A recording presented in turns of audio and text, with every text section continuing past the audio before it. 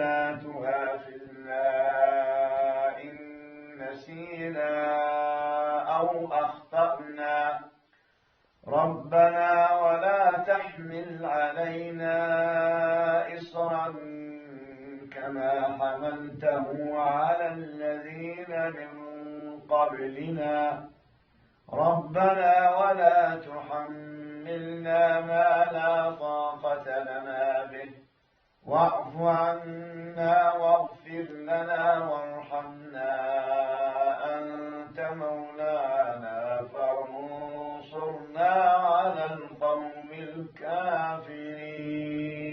ما شاء الله تبارك الله، زادك الله سدادا وسعادة وتوفيق شيخنا الكريم على هذه التلاوة الندية المباركة. إذا كنا وإياكم مستمعينا الكرام وعلى مدى 4 حلقات في استعراض لخبرات سنين ضيفنا في هذه الحلقة فضيلة الشيخ القارئ أحمد خليل شاهين وعن رحلته مع حفظ كتاب الله عز وجل، فله جزيل الشكر ووافر الدعاء. الشكر أيضا موصول لكم أنتم مستمعين الكرام على حسن الإنصات وكريم المتابعة. هذه تحياتي